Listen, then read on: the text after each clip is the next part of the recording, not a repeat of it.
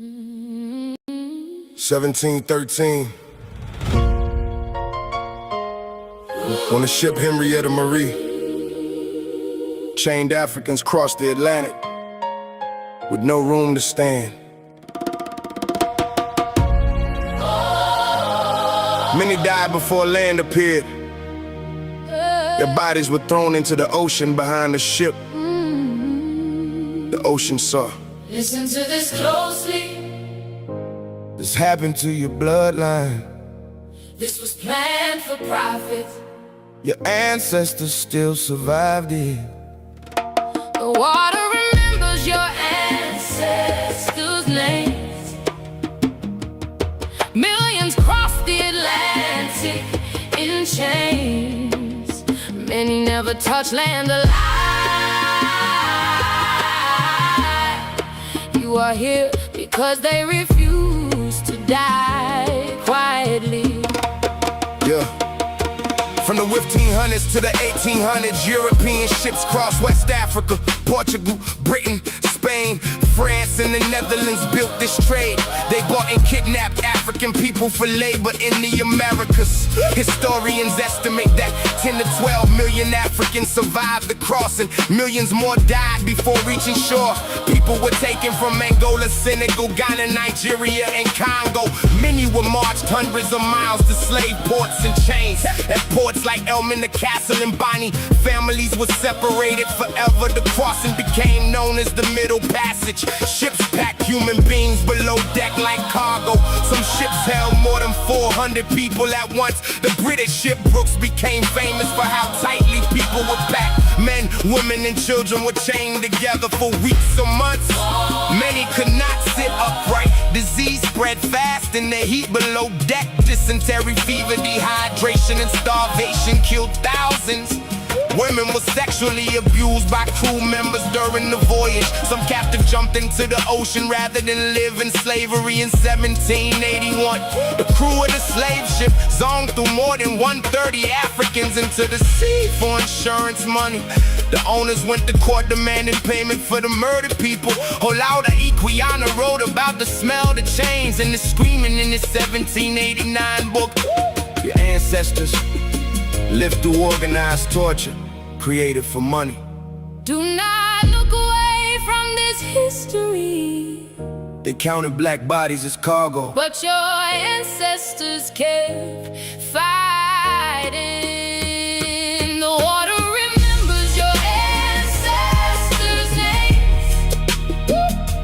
Millions crossed the Atlantic in chains. Many never touched land alive. You are here because they refuse to die quietly. Yeah. The Middle Passage helped build the economies of Europe and America. Sugar plantations in the Caribbean depended on enslaved labor. Cotton plantations in the American South depended on enslaved labor. Banks, shipping companies, and insurance firms made fortunes from slavery. Cities like Liverpool and Bristol grew rich from slave voyages in the United States. Slavery expanded after the invention of the cotton gin in 1793. By 1860, nearly 4 million enslaved black people lived in America. Congress banned the importation of enslaved Africans in 1808. But slavery continued inside the country. Children were still sold away from parents at auctions. Black families were still whipped, branded, and controlled by force. What's going on, guys? Welcome back to the Antifa War Room. My name is Rig, and we are getting into it. Tonight, we're going to be talking about hatred. And when I'm talking about what, I am talking about white hatred, of course. The white hatred here against us. So, yeah, it's wild, man. It is wild. And this is what we're dealing with. So I think that we have to realize at some point how crazy the situation is. But it's deep, man. It's deeper than a lot of people realize. I don't think a lot of people really understand how entrenched racism is in the United States of America. I mean, in my opinion, America is not only the most racist country on earth, it's probably the most racist country in the history of the world. Because look at what they've done. Look what they still do. Look at the mentality of white people in this country today, right now. Look at where we're at right now. They have resurrected the Confederacy. They're actively stripping away black rights. Actively, on that colonizing shit. But I'm gonna show you. I got plenty of video, man. It took me a little bit. That's why I had to took me a while to slide up in here, guys. I've had to download some extra videos. Some stuff didn't go like I wanted to, so I had to go back and re-upload it. But upload some stuff to the cloud because I want you guys to see these people. They have pushed back black people's voting rights to the 60s. So I'm gonna show you a clip from the 60s. I'm gonna show you exactly what white people thought of black people from the 60s. I'm not talking about in the deep South either. When we're talking about racism and hatred, this is not a North-South thing. It's not a Republican, Democrat thing. It's not a rich-poor thing. It is a white people in this country thing. And any white person that is not actively anti-racist is leaning hard into the racism. A lot of them are. A lot of them are just indifferent to it. Look at the countries that abstain from the vote. When the UN voted to make chattel slavery the gravest crime against humanity. You would think that would be a nice, easy thing to do, but it's not, because America is never stopped being a slaving nation. It's a nation of slavery, built on slavery, and is still exploiting slavery in this very moment. In this very moment, people are enslaved inside those prisons. All type of horrific shit is happening inside those prisons. And I do not doubt that for 1 second. Everything that happened to black people under slavery is happening to people in those prison systems, especially in the South. And people are seeing it with the concentration camps. And you know what's really crazy? More white people out here enraged that a black person moved in their neighborhood than white people out here fighting against these concentration camps. So it just goes to show you, man. Let me get my phone set up correctly. I don't know if I want to be holding both damn phones. Let me see if I can get this one close. Because hey, seeing is believing. Let's get these. Let's pull up these people so your eyes can understand. When people talking about Jim Crow, man, that shit is right here. It is not something that happened long ago. All right, these people are still alive. Let's see. I might not be. I'll have to angle one of them, huh? Shit. Fuck it. I just hold both phones. Give me a second, guys. Oh shit. Let me deal with this for real quick. Because there's some videos I need everybody to see, and you definitely need to see this one. Let me flip this damn camera angle on this one. It's funny how some phones are, depends on what account I'm on. Anyway, let's get to it. When the Negro can prove to the white man that he can live like the white man, then we will accept him. And the only thing that scares me is the neighborhood all getting bad. And if we ever wanted to sell, naturally your house depreciation is the colored get in. If they move in, the next step we have to accept is intermarriage.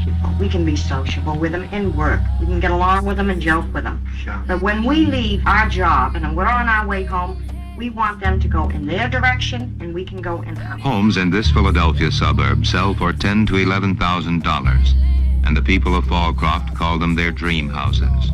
Until recently, it was all white. Then, Horace Baker, his wife, and little girl moved in. Look how they out there. Look at them. This black family of kids. In Philadelphia.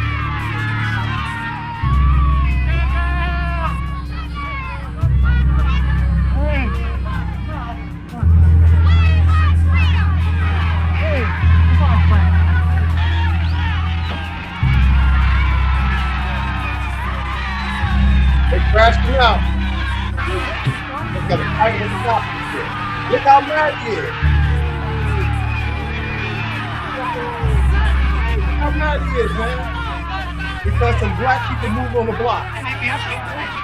Look at these motherfuckers, man. They could have moved in 6 o'clock in the morning. They just got in there without anybody seeing them. But they waited till 5 o'clock at night. Early in the morning, they could have just snuck in there. Why didn't they do that? They're pushing too hard. They're pushing the white people too hard. And something's got to be done. The newly appointed block captains of Delmar Village meet. Their purpose? To keep the people of the village informed and freeze out the bakers. No white in Fallcroft has spoken out in defense of the bakers. We always fight when our backs are against the wall. I work with colored people. They're wonderful. I think they're great. I mean, the people working for me. But I can't see them living on my doorstep because they have proved nothing to me. I think they're getting paid to move in. Any color that moves into this area, I'm sure, is only coming here for one reason. That's to bust the neighborhood down, discourage the white person, stop the whites from moving into the area, and hope that it'll be converted to a Negro integrated development. Ask not what your country can do for you, but ask what you can do for your country. What have the Negro race done for their country since 1960? I know, but we've done a lot. We have done an awful lot. Yeah. You damn right you did an awful lot. Motherfuckers still up in here being racist and shit. Do you understand I don't. why Trump got 77 million votes? Do you understand why they love Donald Trump? This is not even in the South. This shit is up north like Pennsylvania and shit. 1963. Was America great then? Because it was never great for us. Do you see the motherfucking hatred? This is the America I grew up with, man, I'm telling you. And it was like this in California too. This hatred that these demons have for us. And let me tell you, they were so fucking mad. Like I said, they filled up our swimming pool with rocks and dirt.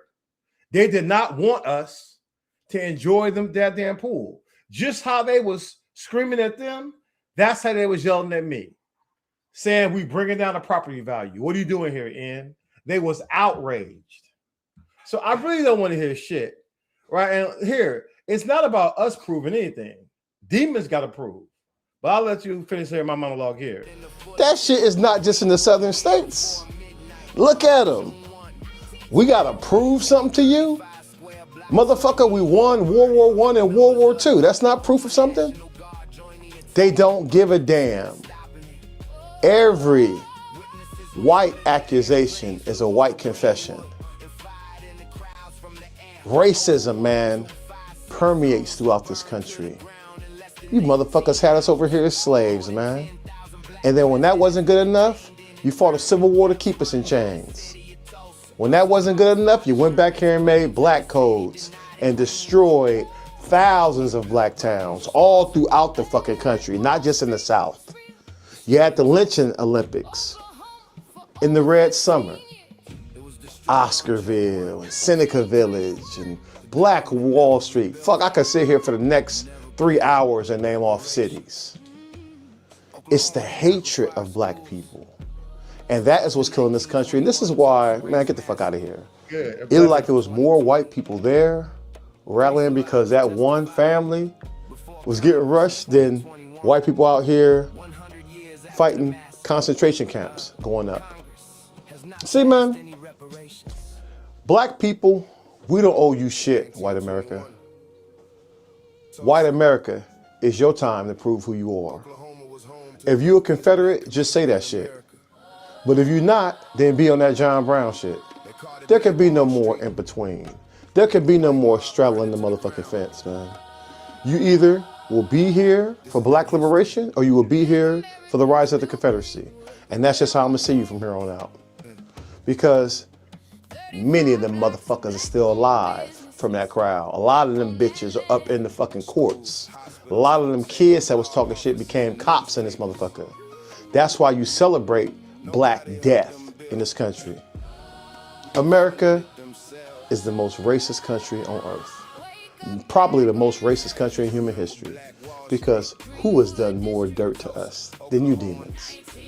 You will never convince me that Iran is the enemy, or the Afghans, or people in Iraq, or Persia, or any brown person around the world. No.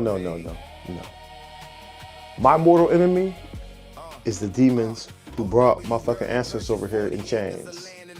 The ones who had my mama out here in Mississippi picking cotton after Abraham Lincoln signed the Emancipation Proclamation, because that shit didn't mean nothing to demons. That's why I'm gonna keep that energy.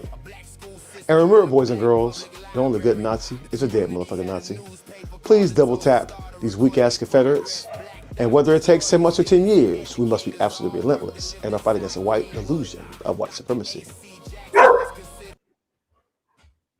Okay, my dog ready to go crash out with some shit.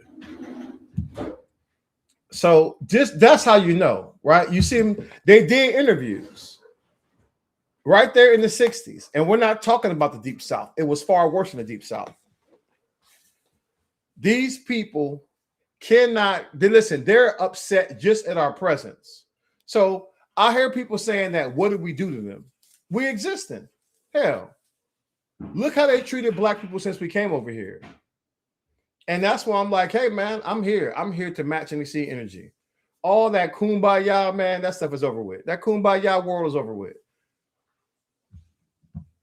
It is time to match NEC their energy. They've lied about everything. Why would I entertain lying demons? But let's talk about Rosewood. Because, I talked about a bunch of different spots. Let's talk about Rosewood, what they did to us there. You ain't never seen a mob like that. What do you think they got out of it? Why did they do it? Motive, I guess. Satisfaction is all I can figure it out. I don't know what it was. Satisfaction. I reckon that was it. This is a clip from a 60 Minutes report that aired on December 11th, 1983, hosted by Ed Bradley. It's one of the first times the story of the Rosewood Massacre was ever brought to a national audience. In this clip, Fred Kirkland talks about what he saw as the mob grew into the thousands at Rosewood. He was a teenager when he watched the mob massacre the black residents of the town. With law enforcement gone, there was nothing standing between that mob and the people of Rosewood. They went wild. There was 1,000 to 1,500 people there by that time when they're coming in from every direction. And they was crazy. They give the high sheriff and the deputies 5 minutes to get out of sight and not come back. They told the sheriff and the deputy to get out of town and not come back? Look, get out of there. Give them 5 minutes to get out of sight. And what did the sheriff and the deputy do? They left there. And then they went to burning houses. So once again, if anybody thought that slave catchers was here to protect black life, there you have it. The sheriff's there on duty, left. Right? Shit, might have went back and joined them. I'm just keeping it real, man. Slave catchers have never protected us. That's why it's a lie that think that someone's going to disarm. I would never let anybody disarm me. These slave catchers are not here to save black people. They never were. Just the opposite. They're here to uphold white supremacy and exterminate black life. Killing people you never seen. Yeah, Sunday morning they came through here, setting houses on fire, and as each one ran out, they'd shoot them, kill them. And there was a colored woman right here, lived just across here in the woods from me, and her name was Lexi Gordon, and she was sick. She had typhoid fever, and when she told the ones that was staying there with her for them to go ahead and get away if they could, well, she just take whatever come, Well, naturally, when they set the house afire, she ran out towards the back, and she had a back door, Johnny, out there, and so she made for it, and they shot her before she got there. But she had nothing to do with it at all, whatever. And, it was the way with a lot of them, you see. That's the reason it was such a situation that we just couldn't understand. It was just a mad bunch of men come in here. Mm-hmm. And this is repeated everywhere. And look, I didn't talk about racism for most of my life. Experienced it when I was young, dealt with that shit, joined the army, I shut the hell up. Right. I kept my nose to the fucking grindstone. 22 years, 11 months, and 4 days, man. And you damn right I dealt with racism. Because there isn't anything you can do in America being black without facing racism. Because it is entrenched in every fucking thing. So 2020 really was my breaking point. I'm done. I'm done being quiet. I don't give a fuck what they think. I don't. We go expose them and keep moving. So it's up to who they are now. And notice how she was still talking about colored people. Right? None of them people intervened. They allowed other racist demons to commit genocide against black people and massacre black people.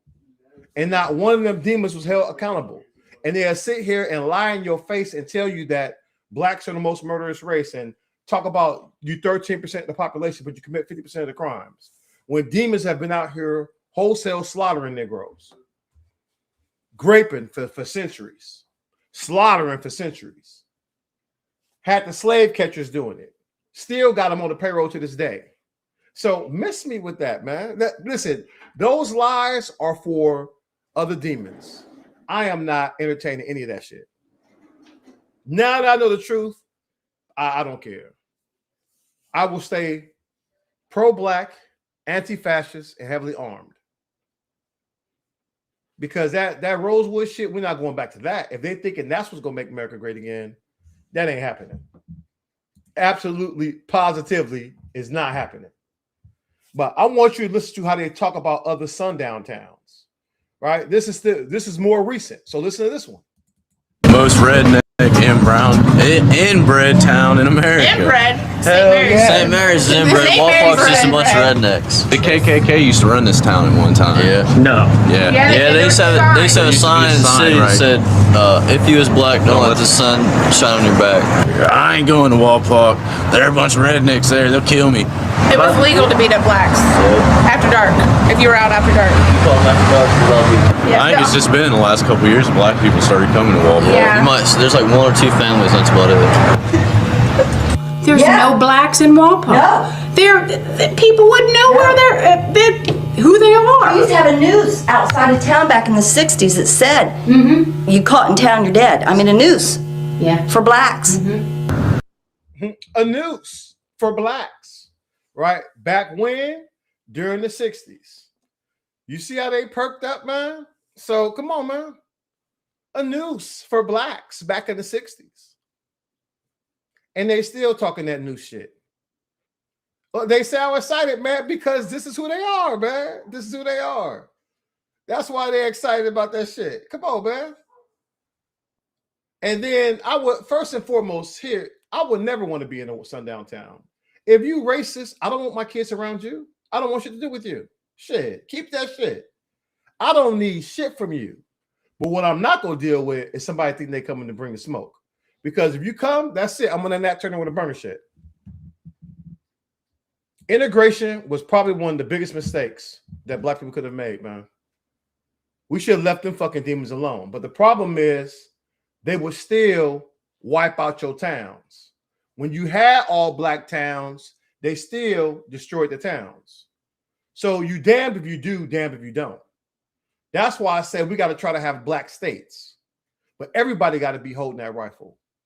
Everybody got to be ready to defend when they come for you. Because this shit is still happening. They just moved it off to the sidelines. Black people do not lynch themselves, man. That has happened. This happened here in this country. They do this. They've been trying to do this. And look, reparations, of course, reparations, but not just for slavery, but for all the black towns you destroyed, for all that property you stole, for all the landowners you took out, for every time you put a damn freeway through a black town. That's what you owe. And you ain't got to worry about it, man. Listen, once shit hit the fan, we just go do it the American way. Take that shit. Like they took that ass whooping in the first Civil War. But I think this time it should be a revolution. Because I do, listen, the politicians right now, by and far, are just too weak. Right? They're complacent. They're cool with these guys committing insurrection. They're cool with this level of corruption. And I just don't think Americans will come back from that. I think America is in its last gasp, and I'm okay with that. Because why would I want a Confederate America back up in here or a country run by Israel? Why would I want that anyway? If it's going to be saved, it is time for the good white folks to save it. It is time the people who want that John Brown energy. Now it's time for you to get out here and show the world you really about that shit. That you really are disgusted with these demons and you want to, you know, set the record straight. But for us, we've got to stand back and preserve ourselves and prepare for what's to come.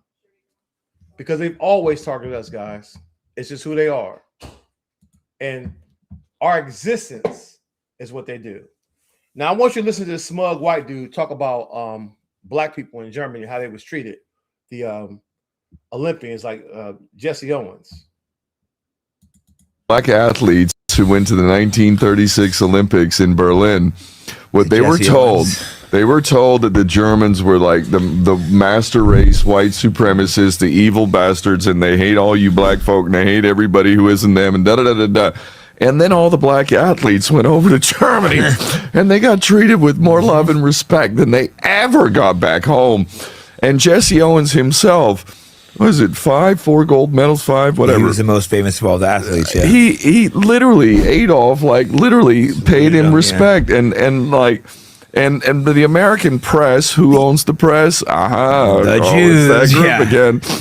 They got more respect over there. And Jesse Owens died destitute, poor. You know, that's what he was when he got back home. He was a subhuman who, you know, yeah, while you're winning medals and making America look good, well, you know, and doing our national anthem and all that kind of stuff, like great. But when you get back home, Blackie, you know, you're nobody.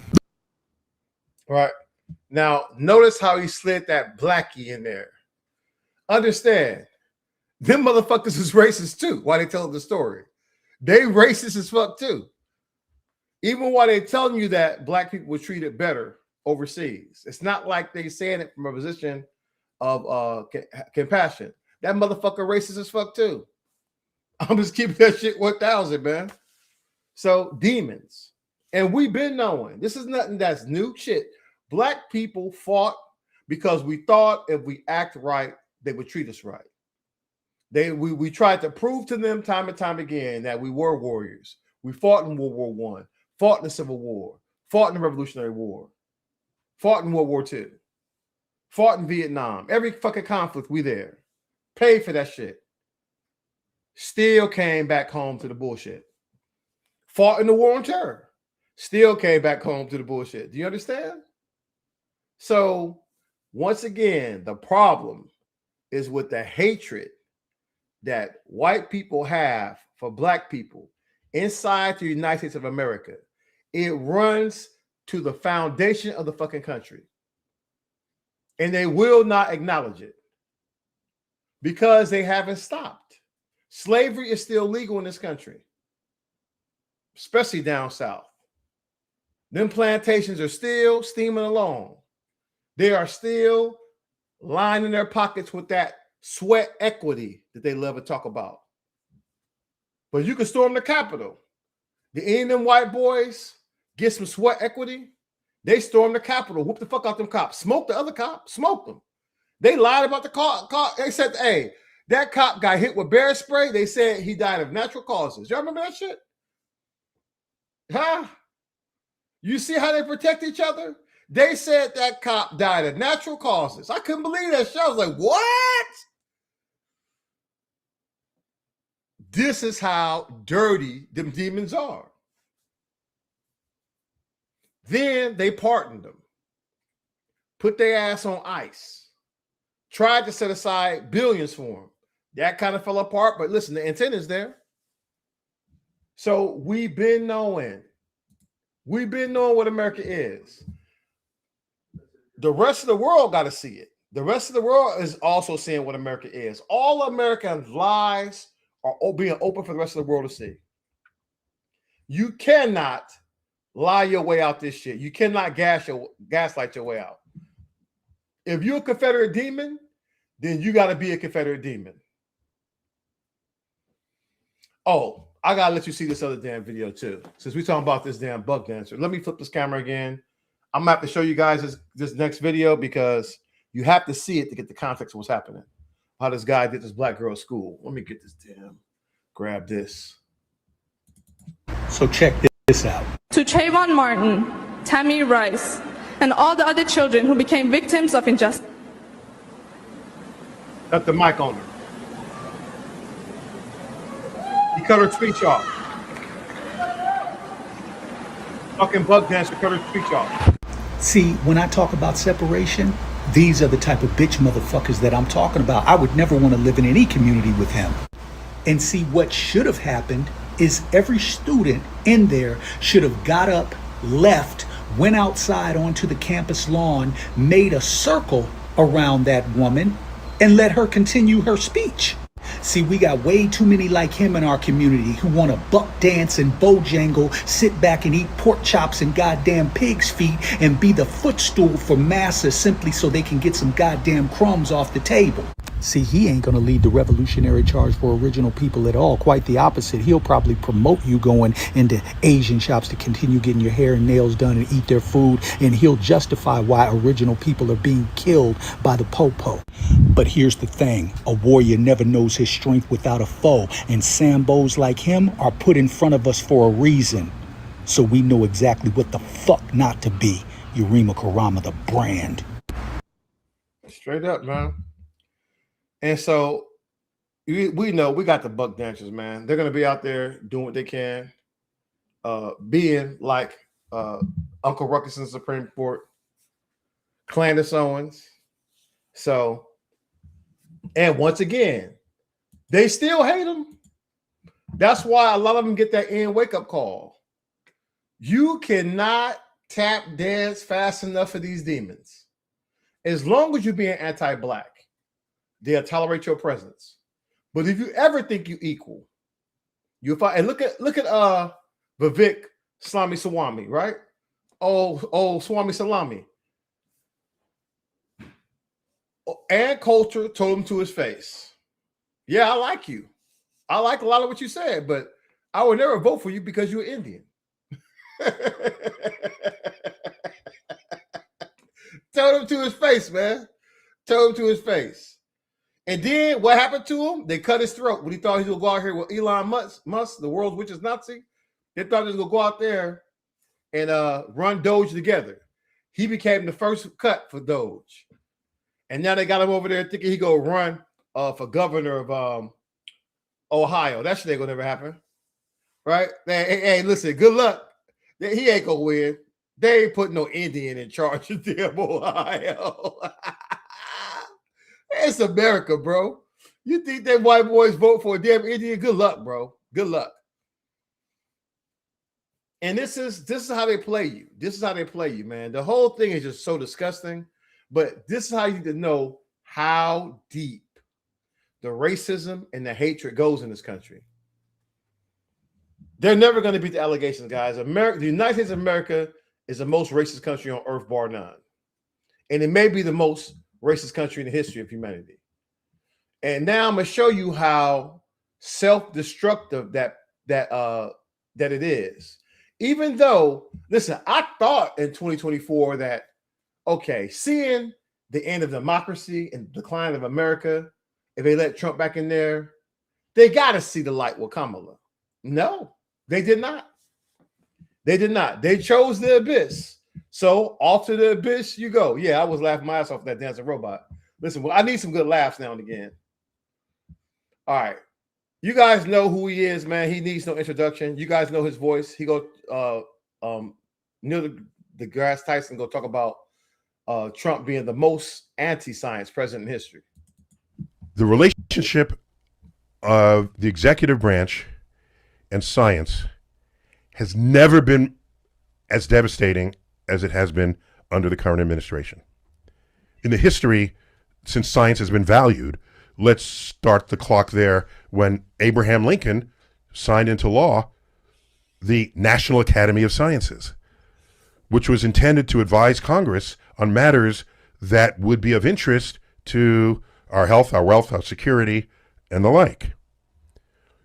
Ever since then, but more specifically where we have better accounting of budgets, since the Second World War, the role of science has been foundational to the strength of America in the world post-Second World War. We lost more than 10,000 scientists from the government this past year.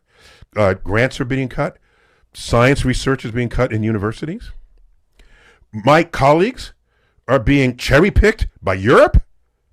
That's what we did for 50 years in the 20th century. My whole lab, there were like 3 Americans out of 10 scientists because they were attracted here. We got the best and the brightest of the world to come here. Bad for their country, good for us.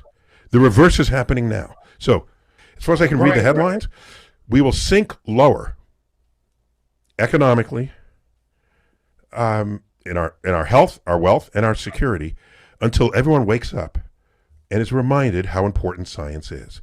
And I'm not saying that as a self-serving scientist. I'm saying that as a country-loving American citizen who grew up where science was beloved, and science is the engine of tomorrow's engineering, and engineering is the foundation of tomorrow's economies.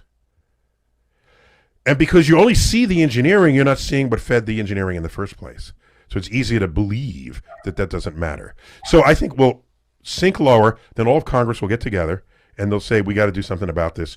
Let's shore up our science investments. There'll be a delay because we have to get everybody back. But when China starts eating our lunch, I think we'll wake up and sit up straight in the chair. Yeah, good luck with that. I don't think it's going to happen. Not under Trump and not under the weak Republicans. They have made their choice. They're going to do whatever that demon in the White House wants them to do. So, but listen, it is what it is, man. America will decline because they chose whiteness over science. They chose whiteness over progress. They chose whiteness over economic stability. They really out here. You got poor white people out here cheering for billionaires who don't give a damn about them. That's why you got Peter Thiel, who just rolled back to another racist country. He can go hang out over there. Right? So they don't care. They don't care about the stuff they leave behind because people chose whiteness. That's how deep this racist shit goes. It is what it is. And I'm going to call it out. What up, people? This is what they're doing. This is how far they're going. They've abandoned all common sense in this Trump cult. It is a cult of personality, a literal cult. Brainwashing people. And what he's describing is called the brain drain. All the intelligent people, all the smart people will go somewhere else. Why not? Who the hell want to sit here in America? America is not that great of a country. It just isn't. We damn sure don't have the best attractions. Man, shit. Plenty of countries out there you be treated better. I'm here because I do not want the Confederacy to win. That's why I'm here. Shit, I could go live in Germany, live a decent life in Germany. I'm not doing that. Hell, I'm not letting them demons win. I'm going to do my part. I'm here to dismantle damn white supremacy, wherever it takes me.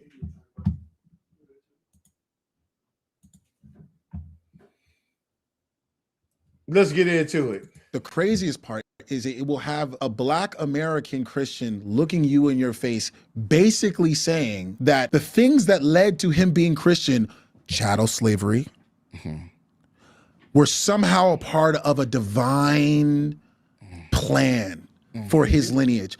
That is a sickness beyond, that is an unspeakable sickness that's going on in your brain. If you think, and I've had Christians say that, I'm like, well, you know, we wouldn't necessarily be Christian if it wasn't for slavery, you know what I mean? And our ancestors getting pillaged and the forced adoption of this spirituality. And they're like, well, ultimately it led to something good. That's crazy. Yeah, but what, like, nigga, what?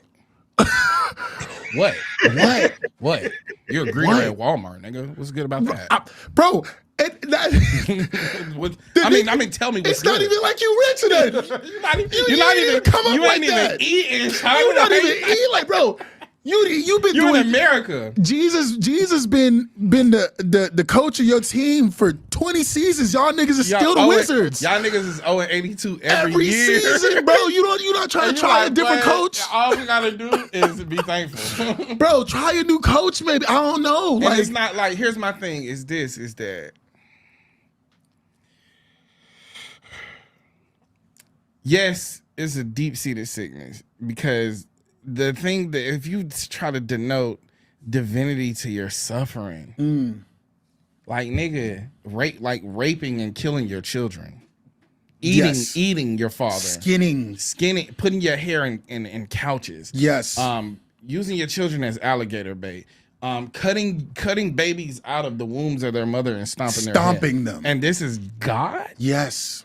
Yeah, I'm cool on him. I'm cool on him. Straight on that nigga. Because that nigga evil. Where was this nigga at? Yeah, where he at? And what was you doing for 200? If you say, like, you got to think about this belief system of, this is something that I tell my kids about the N-word, like, never let nobody play with you when it comes to that nigga shit. How many black people, the last thing they heard was them being called a nigger? Now think about this adversely. How many black people died and the last thing they screamed for was Jesus? Yeah. I can't, I'm not playing. I can't play like that. Like, I feel like people like you and others who want to be real authentic, like that's where I came to. I grew up in the church, but I came to a point where I was like, if the God y'all telling me to serve, by y'all I mean my parents, every adult you ever trust, if you're saying that he is all powerful and he's all good, stop right there. He's all powerful and all good. Where was he at when my ancestors were getting skinned alive? And actually, I don't even know if I need to know where he was at, because an all-powerful God who does not stop that, if I'm being authentic, I don't even like that God for real. I don't fuck with that. I don't either. This remind me of a guy I talked to. I used to go to, when I was stationed in Indiana, I used to always go to the Subway shop, man. And this black guy was there, man, for years, man. We chit-chatted. And one day I was just talking about, I think Obama got reelected or something. We talking about, like, and he told me he never voted, man. Never voted in his life. Working at Subway. All right. Strong Christian black dude. Had a little white girlfriend there, man. And just, listen, Indiana racist as fuck. Just let you know. And Indiana was so racist, they would not rent to me. That's how racist we talking about up in here. And he was just in that little bubble, man. Just hey, that's it. You just hanging out in Subway, man. That's how they want you, in your place. And trust me, I swallowed a lot of shit when I was in that uniform. A lot of overtly racist shit I had to swallow because I didn't want to fuck my orders up.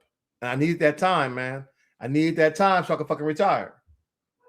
So now that I'm retired, man, and after 2020, I am out of fucks to give. We're going to call these demons out. We're going to call a spade a spade.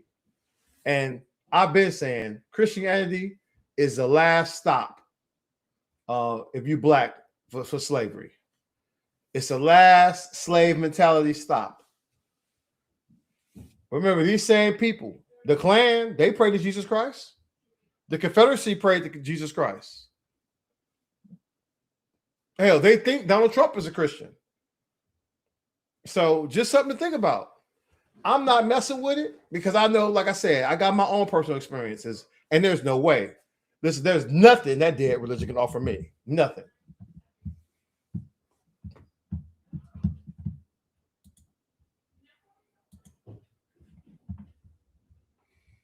But I think it's time to really talk about what we're about to get into right now, though. I don't think this is the end of black people. I think this is the end of America as we know it. I think that these people are so full of hatred and racism that they are actually have ruined their country, and they have allowed this leader of theirs to ruin the country. So I actually believe that there is going to be a major change, and we are going to come out better on the other side. They are going to suffer more than we are going to suffer, believe it or not. Because one thing is that we are people that that are resilient and are used to resisting and are in some ways sadly prepared for the struggle. Yeah. And you have these white folks not at all prepared to struggle. They're not even aware of how they've ruined things. They really are so on this fantasy about like the Civil War, a war which they lost, and they're going to lose again. But it's like a fantasy of we're going to wipe all of you out and we're going to take our country back.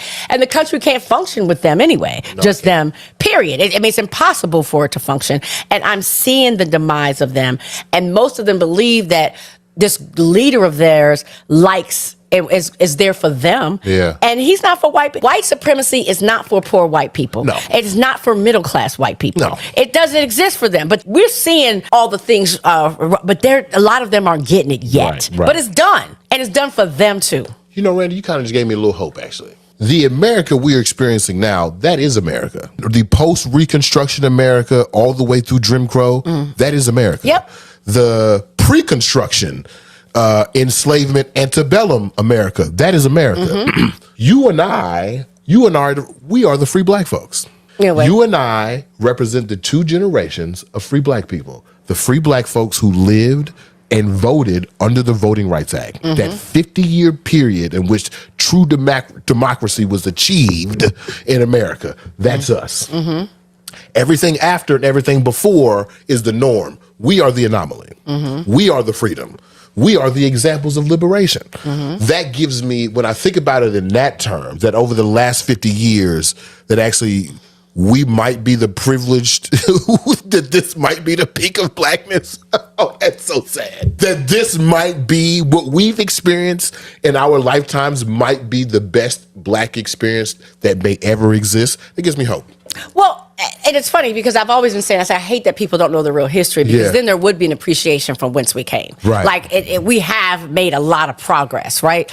But just now we slipped back. But I think this is different because I think this slip back is the killing. I'm telling you, we're seeing the end of America as we've known it. And it was never that great for us in the first place. They weren't systems built for us. It wasn't a country built for us. And so as they destroy it, it could eventually create pathways for us to create a new America. Yep. I think so, guys. And that's why I am not obligated to fight for a country that refuses to see my humanity. Not at all. And I'm not going to. Therefore, I say it's back on white people. It's up to the good white people. Because we know they're out there. The question is, who is the majority? And how far are you willing to go? That's what we need. We need to know the white people go beyond this John Brown energy. Because I do believe there's white people who can inspire black people to fight amongst their side. They did it in slavery. I do believe there's white people who really go on this path. You will have other people to rise up and fight with you. I truly believe that. But it is time for people to see that. Right? It is time for people to see that. Because we are here. They put the worst white person in charge. There's plenty of other people besides Donald Trump who could have run. I think Mitt Romney would have been a far better president than Donald Trump, personally. I think they wouldn't. But the problem is the system itself is so corrupt that Trump is allowed to run. He's allowed to do all this stuff without any day they could have held him accountable. Congress chooses not to hold him accountable because Congress is corrupt. The Supreme Court is corrupt. They have to be purged. We have to purge MAGA from the Supreme Court. We have to purge MAGA from the timeline, honestly. And we must crush the Confederacy once and for all. That's where it's at right now. We're not going to get anything in this country. There is no more scientific future. There is no more economic future. It's a bunch of fucking unqualified thieves running the country. Fucking despots and gangsters who don't give a shit about the country. That's why it's burning down. Why he throwing out tantrums and shit about the 2020 election. He got his ass kicked in 2020. He's still bitching about it. I had to crash out. I didn't get a chance to upload it yet. But yeah, y'all seen it crash out by now. Everybody saw him crash out in the interview. Still crying. He got his ass kicked in 2020.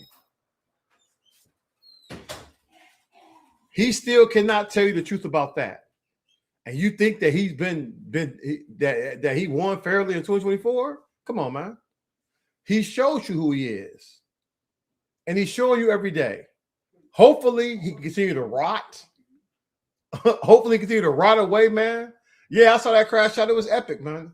I was gonna upload it. I don't know what the hell happened. Let me see. I don't think I have it. I thought I uploaded, but yeah, I dropped so many videos tonight. And no, I don't have to crash out. Nope. But it's there. People, we saw him lose his mind, man. Yeah, he lost his mind over that shit. Still. But let's talk about how he's trying to control the media right now. Barry Weiss sends an email to my boss, Tanya Simon. Two of the things in the email include, can we make the protesters look more violent? Now, I'm paraphrasing. Now, the guy you're hearing, that's the one who they fired, right? They fired him for telling the truth. Don't have the quote, but that's what was communicated to me. And the other thing was Renee Good's car. You need to describe her as driving toward the officer.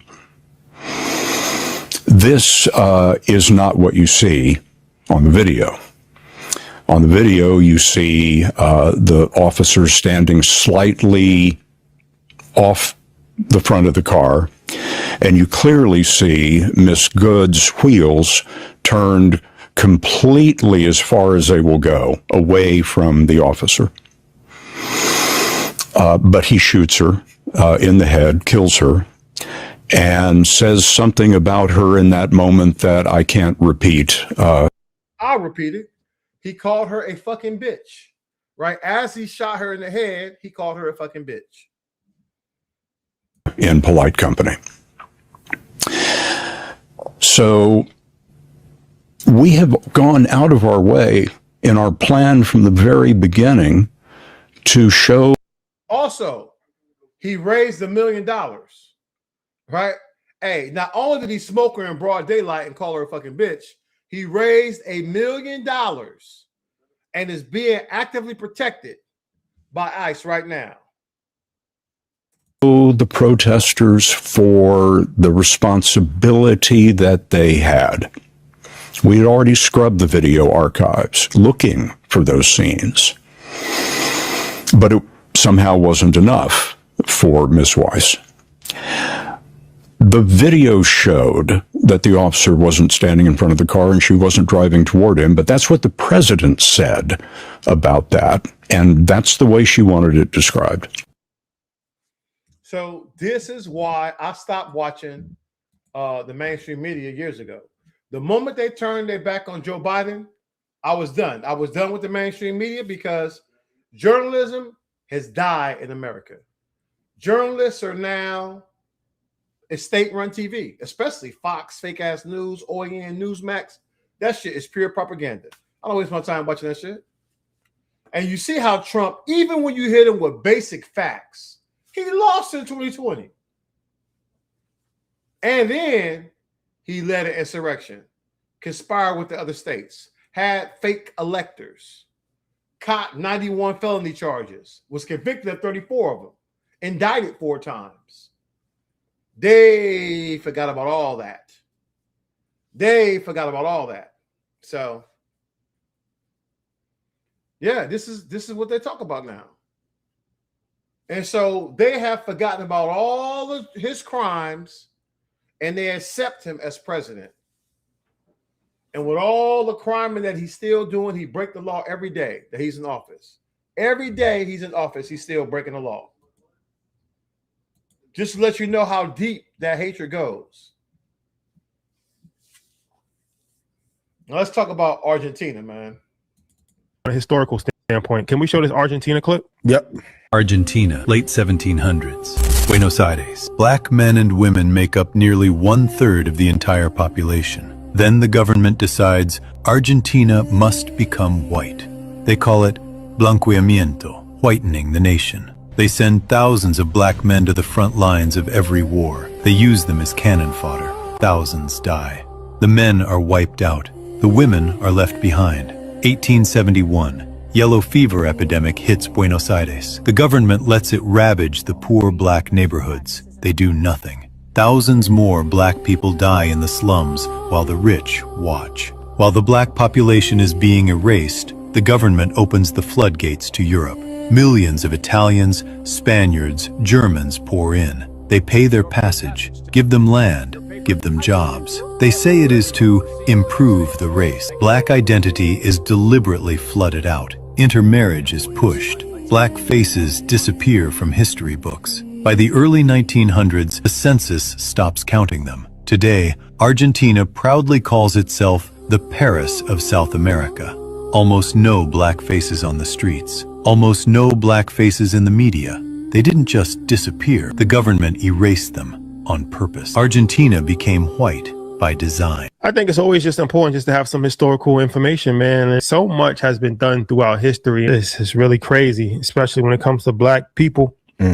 On every continent, all over the world, man. And to this day, Argentina is one of the most racist countries in the world. For sure. They just had the soccer player that called the dude the monkey. They're a lot different than other South America. South America is a lot of black people in South America, Brazil, Colombia, Venezuela, but not in Argentina. Yeah. And that video explains why. And Argentina is also one of the 3 countries that recently voted that slavery was not the worst crime in human history. Only 3 countries voted against it. What were the other 2?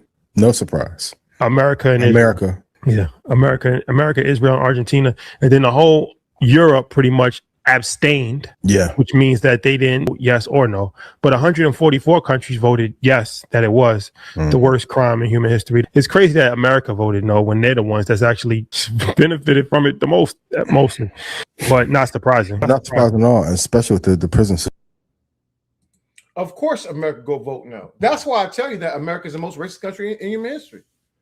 How can you vote no against chattel slavery? Because America never outlawed slavery. Slavery is now outlawed in this country.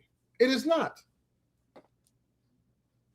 America has never come down on the Confederacy. They accepted them back in. Abraham Lincoln only used the Emancipation Proclamation as a war tactic to weaken the South so he could beat them. He accepted them back. He said if he could have held the Union together, his goal was to leave the Union together. He never saw us as equal. He never saw our humanity. So, fuck him too. You think I respect him? I don't give a fuck about what they built for him, man. I have zero respect for these so-called forefathers. They were pedophiles. They were very deviant human beings. And they still are praised. America's still doing that shit. Look how they praise Charlie Kirk. Look how they praise Christopher Columbus. This is who they are. When I say they're their ancestors, they show us that shit. I don't have to make this up. They're still showing you today exactly who they are. They allowed the worst president in history to become, to get up in there and gain power. And they voted for Trump 3 times. It is unforgivable to vote for Trump 3 times. That's what it is. That's where we're at with this. Just so people know how deep this shit runs. When I talk about it, it is what it is. But hey, you know America's been doing so much imperialist shit all over the world. Look how they stabbed the Haitians in the back. I'll put the next clip on. 1915. The United States of America Marines invade Haiti. In December 1914, U.S. Marines, they walk into Haiti Central Bank and they just straight up stole 17 boxes of gold bars and they took them. Now, I'm going to run that back real quick too, because, hey, what was happening also in 1914? The Red Summer. They were busy doing all this dirt, right? They were busy lynching black people all throughout the United States of America. That was having the Red Summer going on. And they was out here on this imperialist shit attacking. Remember, Haiti is the first country in the Western Hemisphere to defeat and rebel against slavery. They was the first country to become slavery free. 1915. The United States of America Marines invade Haiti. In December 1914, U.S. Marines, they walk into Haiti Central Bank and they just straight up stole 17 boxes of gold bars and they took them back to Wall Street here in New York City. So that just casual jacking destabilizes the Haitian government, Then there's a military coup. Then a mob dragged the coup leader into the street and then killed him. And then President Woodrow Wilson uses this murder as a justification to go in and invade Haiti. Are Haitians taught about this in school? In Haiti, it is part of what you talk about, right? Because Americans are definitely not taught this in school. No, of course not. How would you be taught that here? So 1915, the Marines occupied Haiti. Yeah. And I think that what teaches us is occupancy within the United States of not just Haiti, of a lot of places just do not work, right? Because what happens is after you occupy and then you leave, and then what? You know what I mean? So I think that in moving forward, it's important that the Haitian problem finds a Haitian solution. Or America and France can reimburse Haiti for all the dirt they did. Right? They went in here and stole their gold. That's why the CIA has to be squad wiped. We have to get rid of the CIA because they damn sure have done no good for black people. When you let racist demons run organizations, you have people out here with extermination lists and destabilizing all these countries and causing all this shit. And then saying, well, hey, they did it. They did all this. No, man. America and Israel are really the axis of evil in 2026. If you want to look at the parallels, all you got to do is go back and look at World War II. We are to the world right now what Nazi Germany and Japan was to the world. Period. That's just straight up. And Israel really out there just showing the hell out. We'll talk more about them demons later in the segment.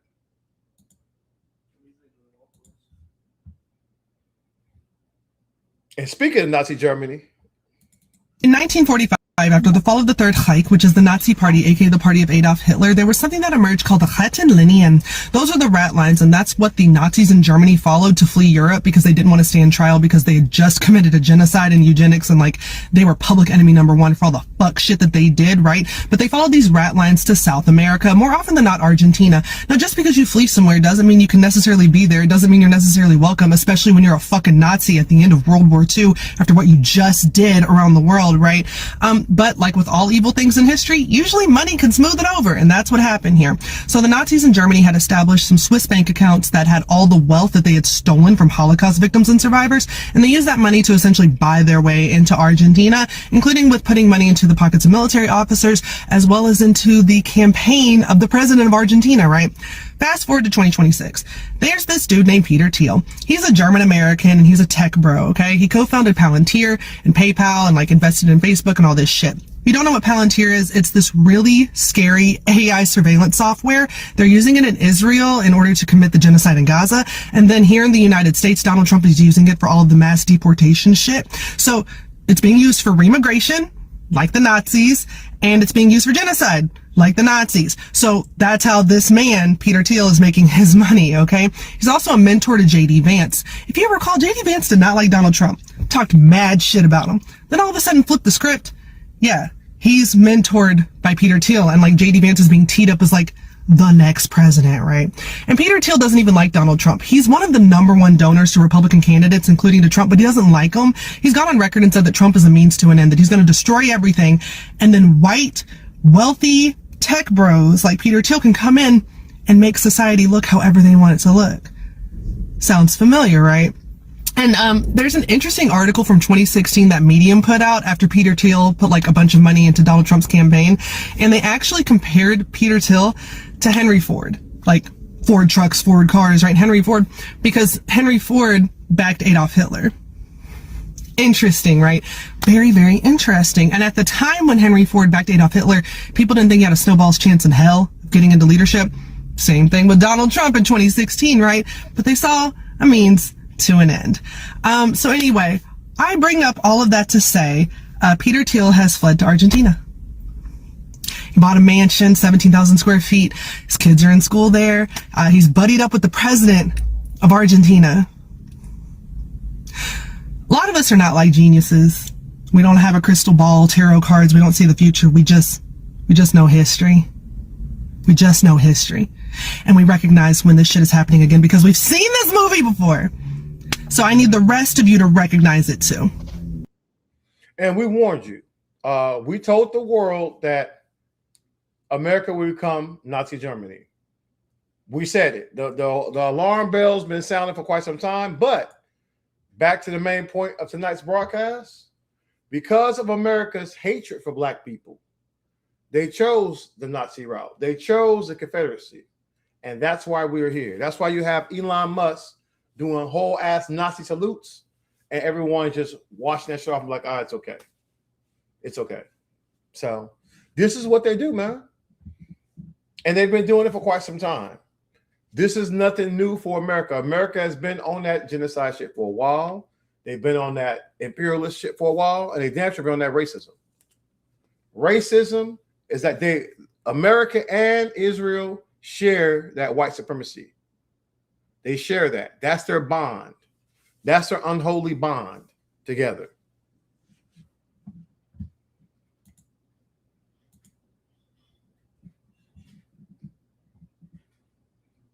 Now, here's a judge that's getting threatened by Trump. My wife and I are at home, and the doorbell rings, and I go to the door, and there's, I think, 5 sheriff's deputies there with long rifles. And they show up with guns drawn? Oh, yeah. Yes. Long guns. Very intimidating guns. And they said to me, "Sir, could we see your wife?" And I said, "Whatever for?" And they said, "Well, sir, we've had a report that you've murdered your wife."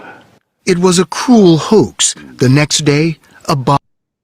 That's not a hoax. That's called swatting. You would think 60 Minutes would know what the fuck that is. It's called swatting, guys. They did the same thing to me twice. When I barbecued those 2 Confederate flags out back, they sent pizzas to the house. Then they sent, slave catchers to my door. And the slave catchers let me hear it, but they wouldn't let me keep the recording. I secretly recorded that shit anyway when I was in there. And they went ahead and act like they was me, used my government name. They said that I had took out my wife and was holding my kids hostage. Even had some dude acting like he was like tied up and trying to, it's like some shit out of a B movie. It was terrible acting, man. And that's how they got a tactical team to come to my house, and except wasn't nobody really asking that there's on the damn loudspeaker, telling me to come out with my hands held high. So. Bomb threat. For John Kuhnauer, a federal district court judge in Washington state, it didn't end there. There was a congressman that had a wanted poster. It said wanted in big letters at the top and then a picture of several of us. It said everything except dead or alive. His trouble started when President Trump signed an executive order to end the 14th Amendment's guarantee of citizenship for infants born on U.S. soil to non-citizens. Judge Kuhnauer ruled it, quote, blatantly unconstitutional. The threats poured in. Some of it was very, very ugly and very threatening. Death threats? Oh, yes. Dozens of them. Dozens, if not hundreds. Judge Kuhnauer told us threats come with the turf. He has sentenced an al-Qaeda bomber and Montana militia members and needed round-the-clock protection. But he said he'd never had as many death threats as with the birthright citizenship case. I've been at this for 44 years. I have never encountered the hostility toward the judiciary that has existed in this country in the last year. And I don't think it's because we're making bad decisions. I think it's because there are people who think that they can make a lot of political hay out of criticizing the federal judiciary. I think it's worse than that. I think they want you eliminated because Trump normalizes political violence. He always has since his very first rallies. So you guys don't know the story? Man, if I'd have known that, I would have dropped. I still have the live stream. I have the live stream when I got swatted, guys. I was literally on Twitch. So what happened was, oh my God, when was it? I want to say 2022, something like that. January 18th. Like I told you, I had cooked up a couple of flags. And that shit, for January 6th, I burned 2 Confederate flags. And so another rapper on a big rapper, I forgot his name, Talib, man, shared my shit on fucking IG, and that shit went viral of me burning these flags. And so they lost their mind. They was hit me up, like I said, they had got my address and shit, doxed me. They were sending pizza to the house. So a pizza man came, I was like, dude, I didn't order no pizza. And so when the next pizza delivery came, I think maybe a couple hours later, I had my AR-15 behind my back when I went to the door. And I was like, hey, bro, what do you need? And he was talking about, did I order a pizza? I'm like, no, man. I said, I would never order a pizza and not pay for it. If I order anything, we always pay. And so I asked him, hey, I tried to get as much information about whoever said it. And so he left. That next, I guess a few days later, I was on the phone. I was actually live streaming on Twitch. Because look, remember, when you're getting swatted, they do it while you live streaming because they want you to be there. They want you to be there while it's happening. So my wife said there's something going on outside, some commotion or something. And she said, something's happening. And I was like, what? And I heard on a loudspeaker, come out with your hands held high. I was like, oh shit. So I went to one of the upper bedroom windows and I creeped out the window.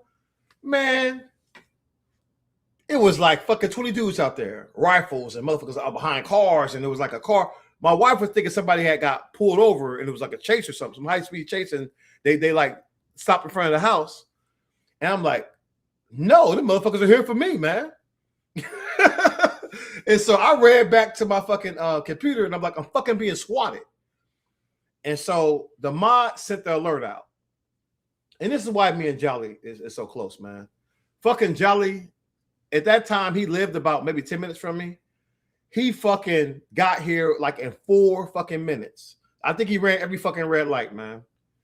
And when he got here, he jumped out the car with the camera already recording him. He came out that bitch already with the camera in their face.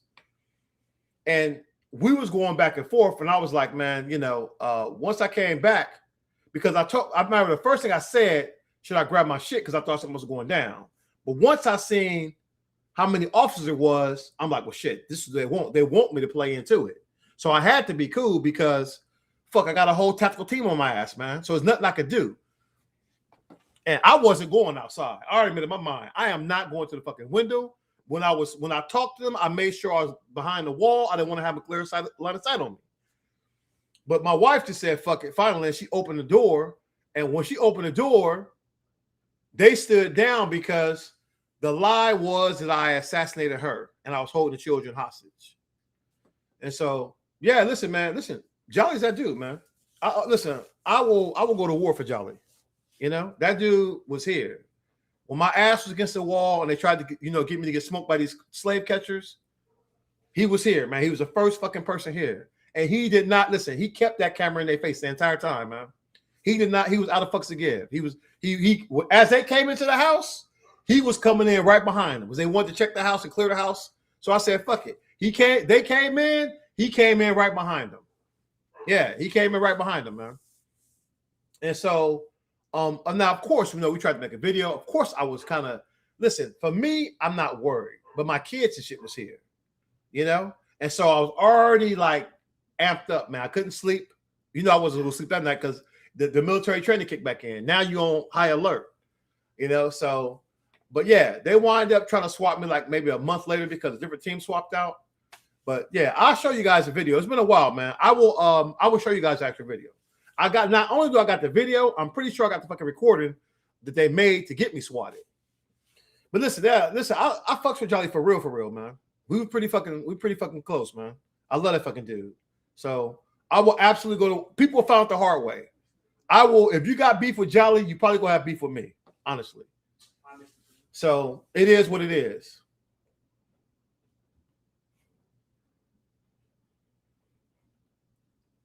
But this is where we are. But and listen, once again, yeah, it was a couple of years back. Yeah, it was a couple of years back, man. Crazy year that turned out to be anyway, but yeah, I'm even more heavily armed now. I'm even more heavily armed now, man. Listen, I'm gonna tell you from the beginning.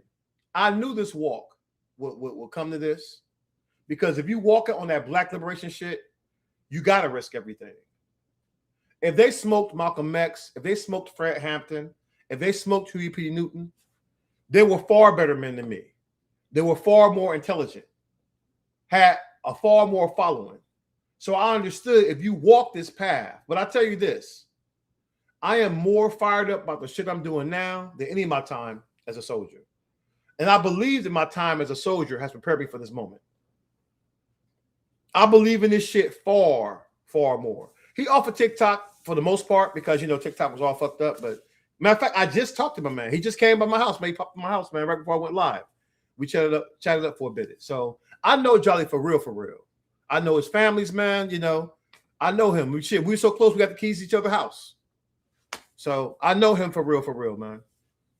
And that's why we don't take shit beyond this fucking this follower count shit and all this social media shit.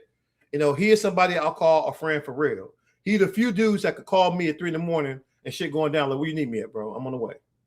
Period. That's how my thing is with Jolly. There's times where I grab my shit like, you need help, bro? I fucking grab my shit and I go jump in like, where we going? I follow him to sundown towns. I did all kind of shit. We stayed up in these streets. Okay, good stuff. Yeah, Jolly's a good one too, man. He's a good guy too. So yeah, this is part of it, guys. I am not going anywhere. That shit just made me. Matter of fact, I actually started blowing up after that. After the word got out that I got swatted, man, the community came together. TikTok had my back. The veterans on TikTok had my back. People was outraged that they couldn't believe that these dudes really tried to get me aired out by the cops. So overall, it was a good experience. Stressful for the family, of course. Stressful for the wife, of course. But it's just, I'm not going nowhere. There's a lot of people who quit. And I get it. I knew people who started with me back in 2020. They quit, right? Because they got some death threats. And they, but white people you can go back to your normal life. Man, I'm blackity black. No matter what, I'm still gonna be black in America. I'm still gonna be black in the most racist country on earth. So it was never gonna be something that you safe. You can do things that try to make yourself safe. I'm in a good neighborhood. That still don't matter, man. Cops still fucking sweat us while we walking and want to try to trespass me for fucking walking in the neighborhood that I've been this bitch for 10 years. So man, fuck them slave catchers on that aspect. But this is real shit. I try to tell people, I'm not here for no fucking likes, clicks, and follows, man. I am a true believer. I'm a true believer. My mama was a motherfucking slave in Mississippi. I am not letting that shit go. I watched that woman take her final breath on earth and then deployed my ass to deployment number 4 to Iraq. You got to be strong as fuck to do that. So I've been knowing what this country's about, man. The military is ruthless under the best of times. And under Trump, there's no fucking way I would do it. There's no way I would serve under that demon. So that's it. That's how it went down, guys. I will probably drop my files, man. It's been a while, man, since I talked about that damn SWAT and shit, but I would drop it. Since my account's been all squad wiped, people not gonna know the story anymore. But I will drop that shit and let people see the real story. And like I said, Jolly was there, man. He was there. He boosted my shit. And a lot of people came to me and they all did their part out there when I got hit up. But this is it, man. This is it. Hey, I hear you in there talk about shit, man. Let me tell you something, bro. For you cowardly ass white people on my YouTube feed right now that's looking for attention and shit, I don't give a fuck about a slave catcher. Period. Fuck the police. Okay? And fuck you too, demon. Y'all don't give a fuck about the rule of law. Trump is a fucking criminal who has stole billions of dollars, who killed kids and shit and dropped them in the fucking river. White people can never talk to me about law and order ever again. Ever again. I don't want to hear shit. Right? I don't give a fuck. Right? I don't give a fuck. You think I give a fuck about some racist ass cops, man? Y'all slave catchers. Please. Ain't nobody got time for that shit. The stereotype is you demons. Who has done more dirt than white people? Come on, man. Shit. Let's play that game there. Truth Hurts 62. Who has done more dirt than white people? Were you not paying attention? Rosewood, Seneca Village, Black Wall Street. How they barbecue motherfuckers down there in Texas, man. Fed kids to alligators down there in Florida. Still did dirt. The lynching Olympics in the Red Summer. Hung black soldiers in their uniform. So come on, man. I don't want to hear that shit. Y'all got away with straight genocide against black people in this country. You never get to talk about law and order ever again. We owe your ass. We owe your ass, bro. We owe you. Listen. Hey, listen. I owe you. I owe you for Rosewood. I'm telling you right now. You can present us that shit. Hey, you scared that we're going to become the most murderous race. When black people become the most murderous race, we'll solve racism in America. Okay? When we actually become the most murderous race, we will solve racism. Man, I don't give a fuck if you cripple blood. You should never point your gun at another black man again. It should be only one motherfucking target that you own. Only one. And that's these demons. For everything they've done, you can go from being a Crip to a freedom fighter. You could be on that Nat Turner shit, especially if you get a high-level target. They will write songs about your ass. They'll talk about you in other countries. That's the shit they fear. So please, man. So there ain't no victims here. It's just warriors. I'm here, man. Y'all been talking about this Civil War 2.0 shit. And man, I'm here for it. I'm here for it.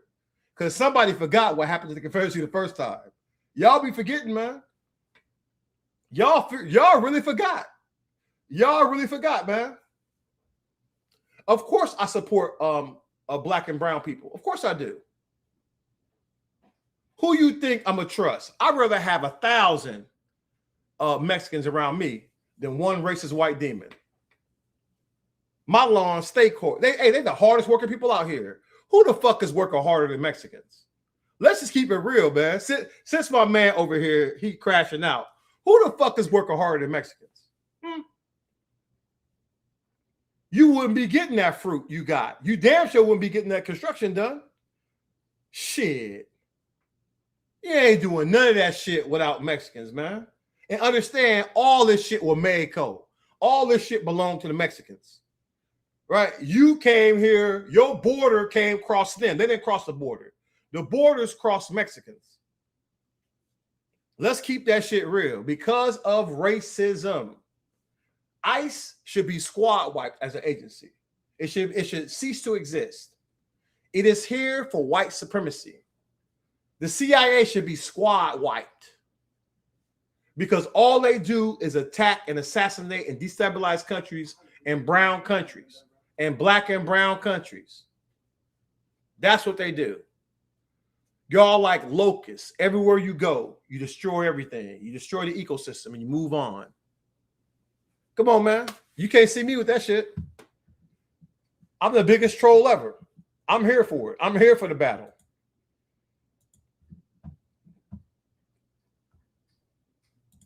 Just a reminder that Donald Trump was an adult by the time the Civil Rights Act passed. I need white people to stop saying, oh, slavery was so long ago, Jim Crow was so long ago, why are we even bringing it up? Because Donald Trump, the president of the United States, spent 100% of his childhood in Jim Crow America. And he's not even the oldest person working in Washington, D.C. The oldest person in Congress right now is Chuck Grassley. He is so old, and please feel free to fact check me on this because it is truly insane. He is so old that his mother was pregnant with him when FDR was sworn into office the first time. There are 25 members of Congress that are older than Donald Trump and one that was born like a couple days later. These people are making our laws. And if you want to count the people who weren't necessarily adults, but they were children during Jim Crow America, they were born before the Civil Rights Act passed. They were born in a time where whites-only signs were up everywhere. 241 members of Congress and 5 of the 9 Supreme Court justices.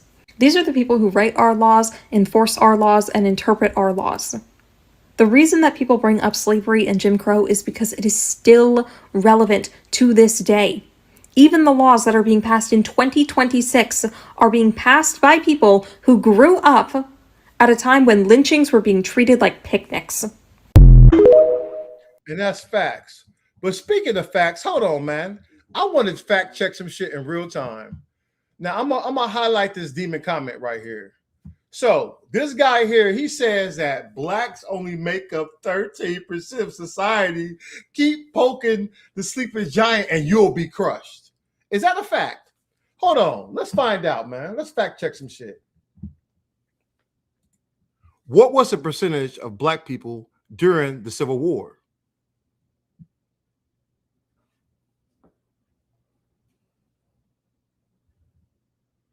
Let me put in America.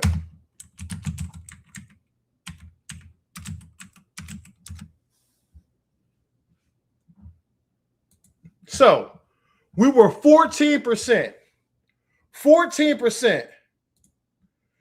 as slaves, and you still got your ass kicked. Black people was 14%. And not nearly as, hey, we didn't have switches. We didn't have switches back then. Right? We didn't have none of that. Hey, we free, sir. We free now, man. Negroes is free now. I'm free as fuck. I'm heavily armed. Man, listen. Right here, bro. Right here. See that shit right here? I got Mogadishu in this backpack. Think it's a fucking game, bro. Hey, with this shit right here, I will switch your ass down, bro. And have your ass out here, back out there with your ancestors and shit. Like, what the fuck happened? Right? So, please, that shit ain't, this ain't back in the day, bro. This ain't back in the day. Challenge accepted. Any of y'all, you go bring that smoke, all you go do is get your ass whipped like your Confederate ancestors did. All right? We are far more armed now. We are far more armed now. Think it's a game and you got y'all asses kicked. My Little Pony lasted longer than the Confederacy. The GoBots and Transformers lasted longer than the Confederacy. My Little Buddy lasted longer than the Confederacy. Right? Motherfucking ColecoVision and Atari lasted longer than the Confederacy. So you will get your ass handed to you again. Trust me. When it come, I'm on that Nat Turner shit. I got one mission to break Nat Turner's record. That's my goal in life. That's it. That's my one thing. Hey, if shit kick off, that is my Civil War 2.0 goal. To break Nat Turner's record. And I think if we all do that, then we go solve racism in America. We will solve racism in America if we all break Nat Turner's record. We will solve the shit out of it. So put that on your 13%. Please do. Put that in your 13% calculus there, guy. Y'all need better material. See, listen, that's all y'all got, man. It's like the same tired-ass playbook. Y'all have not upped your game since 2020. When y'all was talking about Civil War the first time when Trump lost, you kept saying he's going to come back. Y'all remember that shit? They kept saying he's going to come back. Hey, he's going to come back, guys. They was really delusional, man. They really thought Trump was coming back and shit. They was like, man, they was like, they was like, he's coming back in March, man. He's coming back. Oh, God, man. I got to show y'all some of the videos, man. They had this one dude crying because Trump lost, man. I laughed. My God, man. That was my best laugh of 2020. And really, it was probably my best laugh of my life, man. Oh, God, man. One thing about MAGA, y'all funny as fuck. I will give y'all that, man. Y'all funny as fuck. Y'all funny, man. Y'all is the funniest cult on earth. Straight up. Oh, man. Funny style with it. Now let's talk about these people on the other side of the aisle. If white leftists were the actual revolutionaries that they cosplay online, stuff would have been burning down a long time ago. But instead, they give you more and more evidence that there's no difference between them and MAGA because they both want the same things. They want white people in charge and they want brown, black, and non-white faces off in the corner not to be seen or heard from ever again. Here's just a few examples. When hundreds of thousands of black women were kicked out of their jobs at the dawn of the second Trump regime, you didn't hear a single thing from these white so-called allies and leftists. They were silent. When you had women in leadership removed from those positions of leadership or maliciously prosecuted by this regime, white leftists remained silent. They had nothing to say. And when you fast forward to today, when you see the Voting Rights Act get completely decimated, white leftists are on here saying it's not as bad as it seems. When you had the Senate pro tem of Virginia get raided and maliciously prosecuted by this regime because she was the leader in the mid-decade redistricting initiative in Virginia, they say nothing. These are things that if you were an actual ally, you would be losing your mind over. But instead, you have white leftists out here minimizing everything and trying to distract you from the central point at issue. The reason why they always love to say that this is a class war against the billionaire class and the millionaire class, because they never want to admit that the real issue is the underlying racism and anti-blackness that exists within American society. The reason why they only want you to pay attention to this class war is because they don't want to admit their internalized and overt racism and anti-blackness. Period. End of story. Straight up. That's facts, though. Right? Where are they at? Where are they at? Ain't they out there trying to back some damn millionaire in California anyway? So come on, man. Telling me there's no war but a class war, that's just the all lives matter. Racism is deep roots in here. Widespread in the country, deep roots. Yes, misogyny too. How they did Hillary Clinton and Kamala Harris. But this is how they roll, guys. This is how they roll. Let my homegirl go back here and she could come right back on that ass. Slick with y'all. We don't talk about white power. I mean, Bruno head ass politics. Because I've been having this conversation for the past 6 years and y'all ain't proved me wrong yet. We have a white supremacy problem in the white progressive wing of the party. White progressive power is still about white power, okay? It's about, I'm white and I want to pay student loans, I want health care, and I want this, that, and the other, and racism doesn't matter. It's all about economics. Now, what has gotten more sophisticated are the tactics. See, back then, y'all would just throw out neoliberal corporate shit and other bullshit, but now you've made AIPAC your whole fucking personality. That's what y'all throw out baselessly to try to derail any conversation that's about white power. I call that white solidarity gaslighting, because anytime we try to confront double standards, racism, and white power in the progressive politics, y'all want to deflect. But you ain't fucking slick. There's no insult. There's no slur that you can throw out there. There's no black that you can tap in that's going to check me when those good blacks don't even want to confront the white power politics of the progressives. They just so happy to be marching along with y'all, proving how good they are, going down the woke checklists and making sure that they stay in your good fucking graces. Oh, they do the bidding of making sure that they hold the blacks accountable, the bad blacks. Yeah, they're gonna talk about what the bad blacks do, but then when the whites come and they got some shit with them, all of a sudden all the motherfucking litmus tests are out the window. So they and you are full of fucking shit. Y'all want to try to gaslight us into believing that the John Fettermans, the Graham Plattners, and now Tom Steyer, which I ain't even got a problem with Tom Steyer, but I do think it is funny that all of a sudden y'all anti-capitalists, y'all anti-billionaires, now that shit's thrown the fuck out the window. Conveniently, when the white man who was leading the pack, Eric Swalwell, dropped out, and then it became a Latino man who was the next front runner. And all of a sudden, we all got to rally behind Tom Steyer. Because he's white. Y'all will never admit it. You will never fucking admit it. All you gonna do is tell a Zionist. Da, da, da, da, da. I don't give a fuck about that shit. Because at the end of the day, I see you. I see you. Now, maybe your black foot soldiers don't see you. Maybe your black foot soldiers take pride in walking march with y'all and getting the cosign, the pets.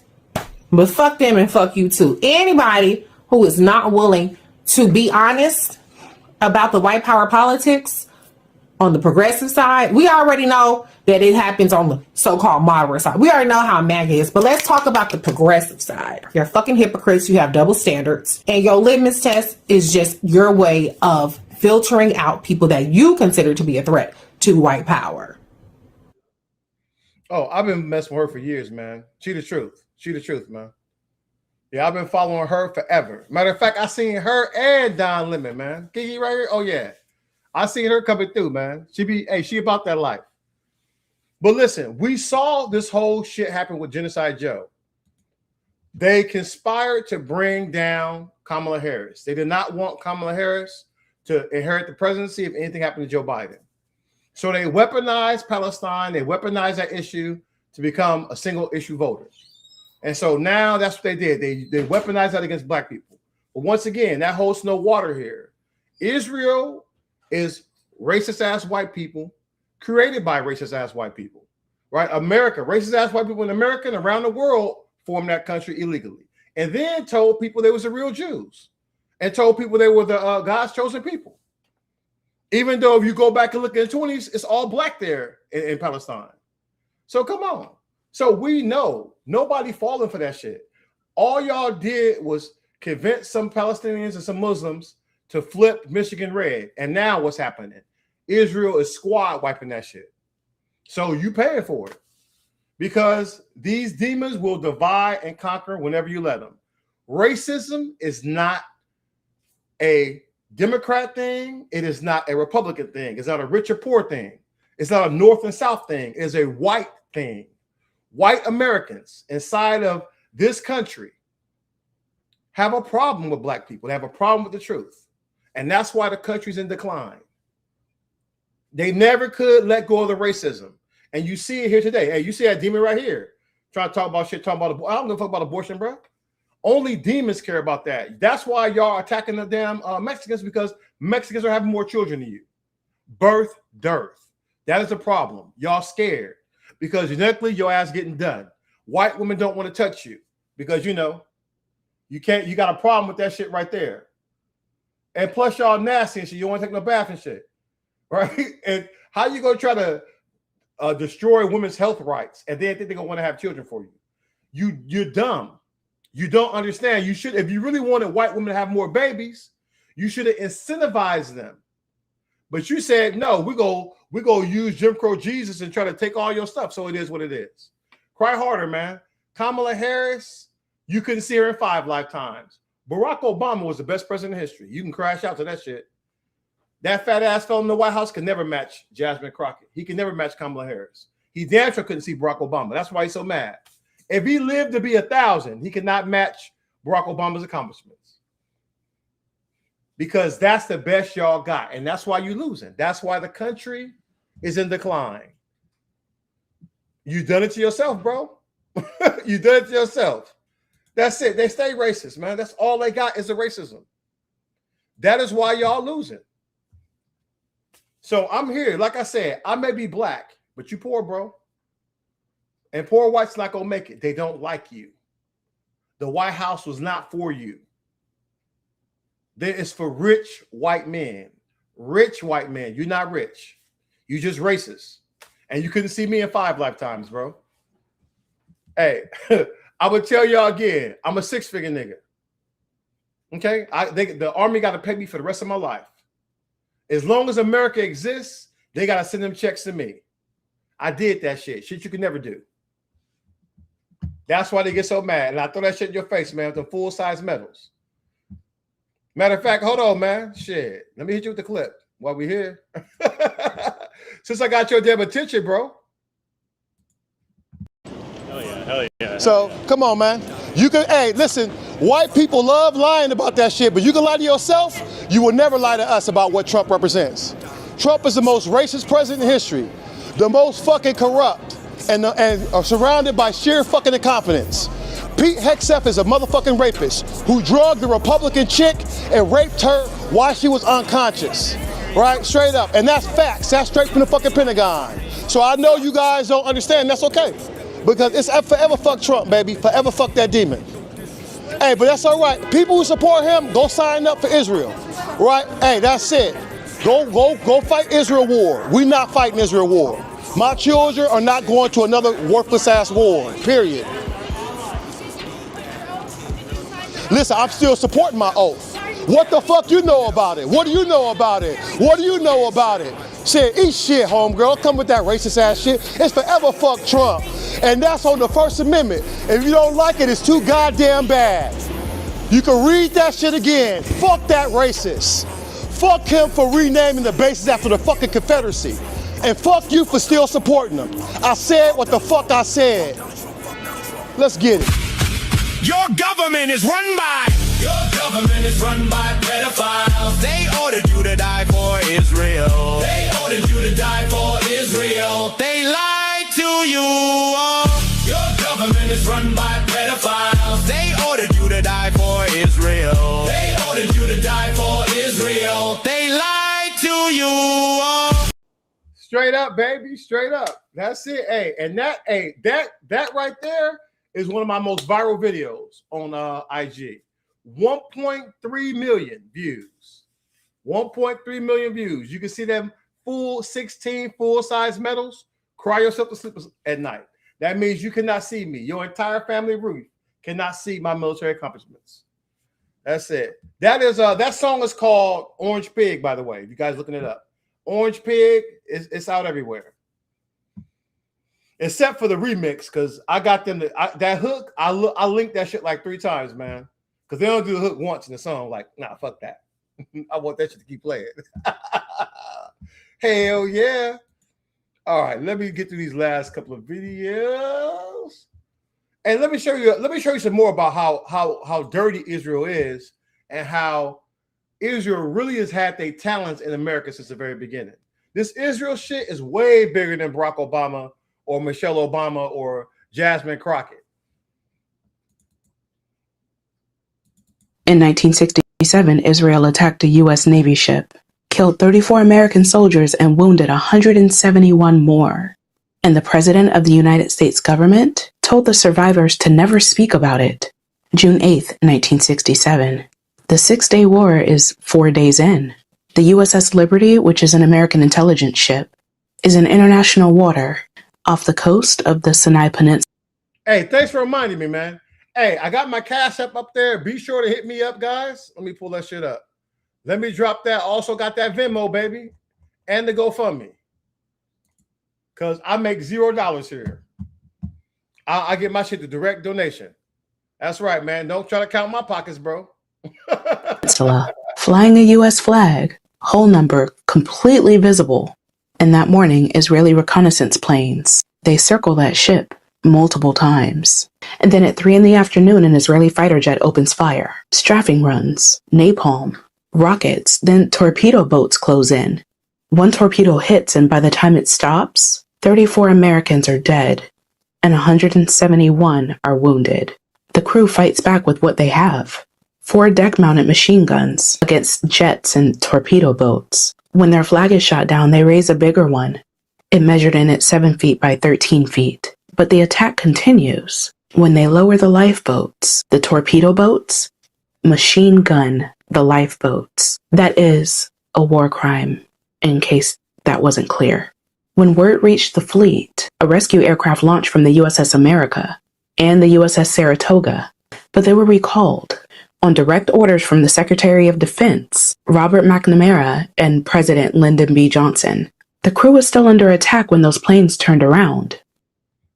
Imagine a U.S. ship is under direct attack and the Secretary of fucking Defense and the president recall that shit. That's how much power Israel has over America. This is the only time in American naval history that a rescue mission was canceled while an American ship was under attack. Israel claimed mistaken identity. They said they thought the Liberty was an Egyptian vessel. The United States government publicly accepted that explanation and then ordered the survivors to say nothing. Crew members were threatened with court-martials if they talked, and the investigation, which should have taken months, was completed in 1 week. Only 14 of the 260 surviving crew members were interviewed. The Chief Counsel of the Naval Board of Inquiry signed a legal affidavit in 2004 stating that President Johnson and Secretary McNamara had ordered Admiral Kidd to conclude that the attack was mistaken identity, despite overwhelming evidence to the contrary. Those are his words in a signed legal document. Now, this is what was said privately. The Secretary of State, Dean Rusk, is said in his own memoirs, their sustained attack to disable and sink Liberty precluded an assault by accident or by some trigger-happy local commander. I didn't believe them then, and I still don't believe them to this day.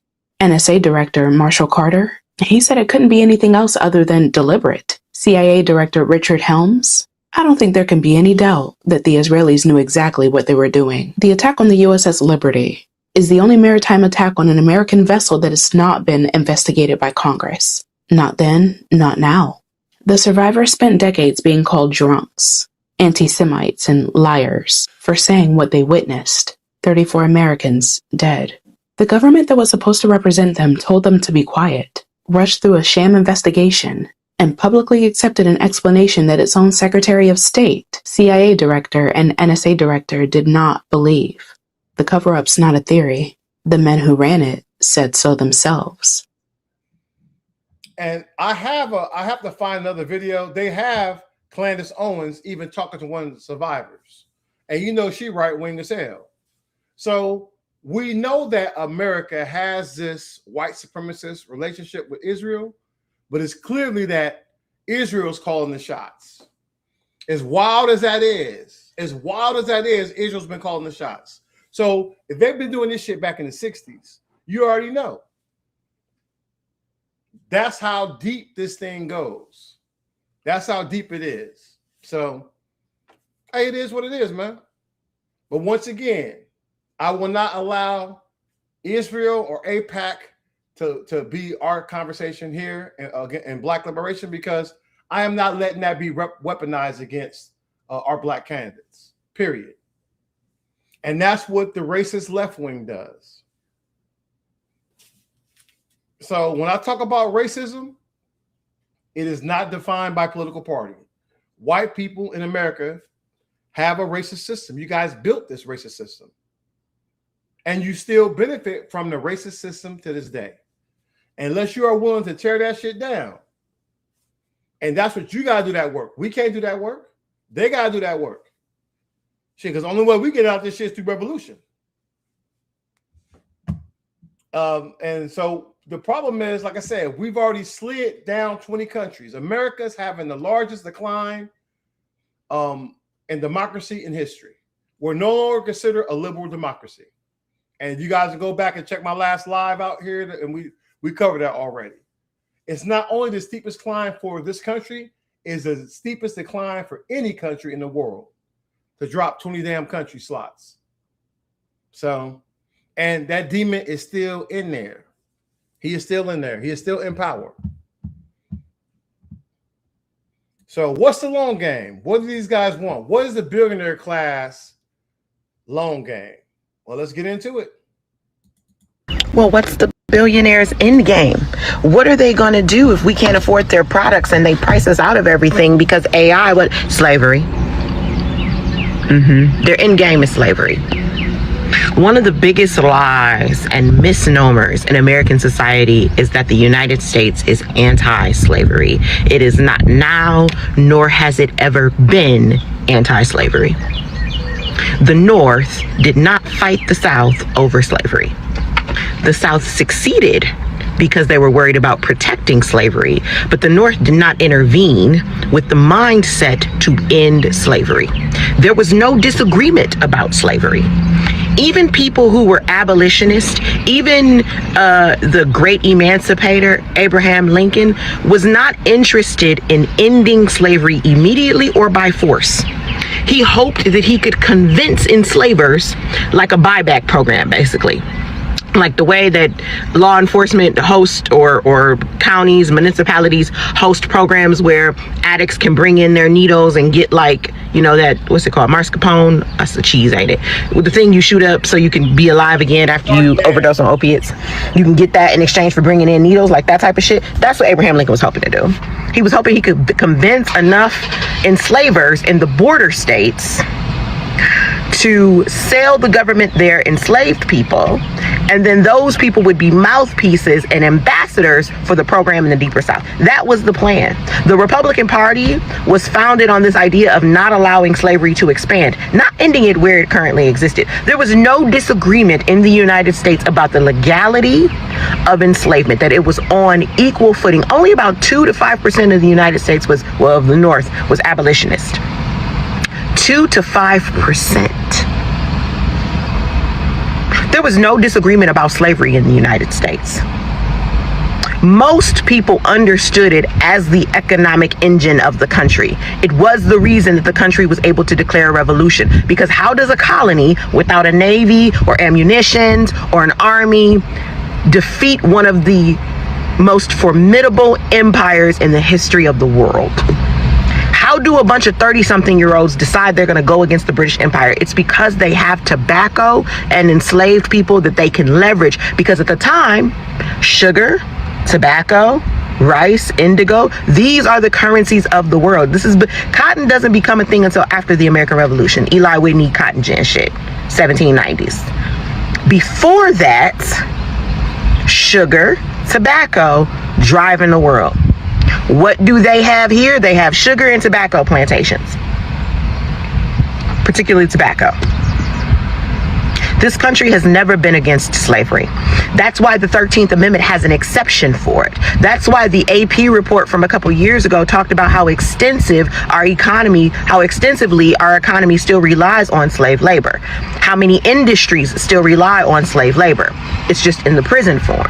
They have never been against slavery. There was no disagreement between the North and the South about slavery. The disagreement was whether or not the South could succeed, whether or not legally they could start another country. The North disagreed with the South on that point, and the war was fought to bring the South back in the Union. Ending slavery became a military necessity once the North realized it was not going to be easy to defeat the South, because the South was committed to the preservation of slavery. They realized they had to end slavery militarily in order to defeat them. That's how we ended slavery. There was never any moral, well, some people might have had moral qualms about it, but not enough to defeat the visceral attachment that a lot of people had. And I'm not going to say the South, because that overly narrows the scope of people who are invested in slavery. There were many people in the North. New York City had incredibly pro-slavery sentiment. Look up the Manhattan draft riots.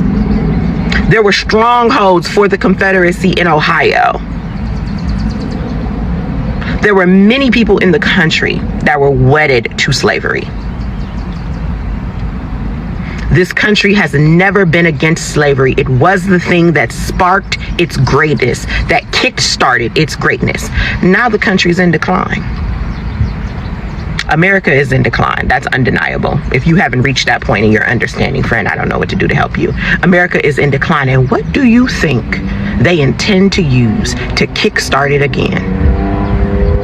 It reminds me of that character in that King Arthur story. I'm going based off that recent depiction. I'm saying recent, like the last 10 years. There's that movie, the King Arthur story, where the dude pulls the sword out of the stone and defeats the king and takes over, blah, blah, blah, blah, blah, blah, blah. In one of the recent movie depictions of this story, the uncle who ends up killing his brother to take over the throne has to offer something that he loves, a blood sacrifice that he loves, to get that power to overpower his brother. Similar to Thanos in the Marvel Cinematic Universe. And at first he offers his wife, and he defeats his brother and he becomes king. Well, his brother had a son. The son is who will become King Arthur. And there's a prophecy foretold, the son's gonna come back, blah, blah, blah, blah, he's gonna defeat you. So when the son becomes of age and pulls the sword out of the stone, the uncle has to go back to that same source. And it's a really moving depiction, at least I thought so. He drags his wife the first time. His wife, whom he loves dearly, sacrifices her. He's heartbroken over it. That's how he becomes king. But to stay king in the face of this sun that's rising up, has to drag his daughter. this era, this generation, this tech oligarchy. It used to be the slaveocracy. Now it's the tech oligarchy trying to become the slaveocracy. We're the daughter. This generation is the daughter. They're dragging us, kicking and screaming, not fighting, but kicking and screaming.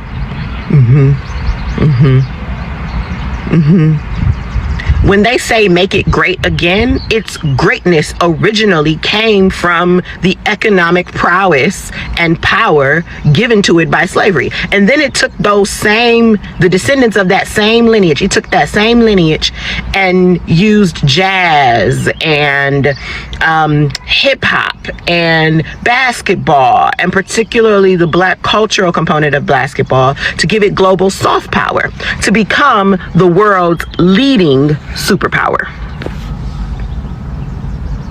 It has always depended on exploiting Black talent, labor, genius for its superpowerness, for its exceptionalism, for its greatness. And this era is no exception. That's the playbook. It's rerunning it. What is the billionaire end game? To become the slaveocracy, to reinvent themselves as the founding generation, to kickstart America's greatness as it is in decline. So they do not care about whether or not you'll be able to buy their products. They're not interested in customer retail, in retail for consumers. They're interested in retailing to governments and global powers. They're interested in political control, the kind that the slaveocracy had, because several of the people who signed the Declaration of Independence and was at the Constitutional Convention and all the things were slaveholders. They're interested in that level of political power and that level of wealth. And how do they do it? Well, they have a playbook. They're running the plays. They're criminalizing poverty. They're pricing people out of stuff. They know that the resources are finite. They know that the earth has finite resources, but they're not interested in stopping what they're doing. Well, what's the other option? Well, I reduce the number of people who need resources. How do I do that? Well, I put them on a subsistence diet. How do I do that? I make them enslaved. And they become a resource to me. And I know this playbook works because that's how we got here. You're thinking that they're thinking of you as people. They are not. They are thinking of you as a resource, because that's never not been disavowed. That's never been disavowed in this country. That's why they made an exception for the 13th Amendment. That's why they've continued the fundamental constituent parts of slavery: white supremacy, capitalism, and state violence. Those elements of slavery have never been disavowed. They are deeply embedded in the American project, and they are deploying that same playbook. And you sitting here wondering, well, what are they going to do if I can't buy their stuff, friend? Well, what's the billionaires? Hey, I know your math sucks. Let me help you out, man. So there's 31 people watching across Twitch and YouTube. I got another 74 people watching on Substack and about 50 people on my TikTok page. So just so you know, but not that I give a damn, right? Because how many people watching you there, Troll? 0. How many people following you again, Troll? 0. Because you couldn't see me. I follow her for years. I think she goes by Vibri. Let me look up her thing. Let's see if she has it. She has a title in there. Let me see it. Well, what's the billionaires in? Unfortunately, no, because I got this. Yeah, the way I screenshotted it, I can't see her TikTok. But her Cash App Venmo is there. It is Shy Latry. But I think she like vibing something. She's vibing something, but she's very good. I follow her for years. I love her content, man. She's great. She's great. I hear you, bro. I got you, man. Hold on. Let me help you out, man. Hey, this dude think that you in my head. I got you. Watch this. And be gone. See how that shit go, man? That's it. That's how easily I've got rid of you. Hey, that's it. You're gone now, bro. Good luck. Hey, your ability to speak has been taken. And with that, guys, we're about to get up out of here. I will be back here Wednesday night. And of course, Friday and Saturday, we got a lot of stuff going on. There we go. Yeah, Highly Vibry. That's her. Highly Vibry. That is her name. Yes, she has amazing content. Listen, I follow a lot of powerful black women because I believe that powerful black women are the key to our revolution. They are the key to black liberation, and no one can do it like how they can do it. I've seen them in action. And since black women are under attack by white supremacy, that lets you know they see the real threat too. That's why they're going after black women and where they're going, because they recognize that. Also, Payman, happy birthday to you. Hit me up this weekend, man. Maybe we do some throw some gifts or some stuff for your birthday. All right, guys, and remember, hold on, let me put up another thing before I can get up in here. I want to get my new other video up in here. We dropping these damn things. What did I have? Where is it? Good one. All right. And remember, whether it takes 2 months or 10 years, we must be absolutely relentless in our fight against the white delusion of white supremacy.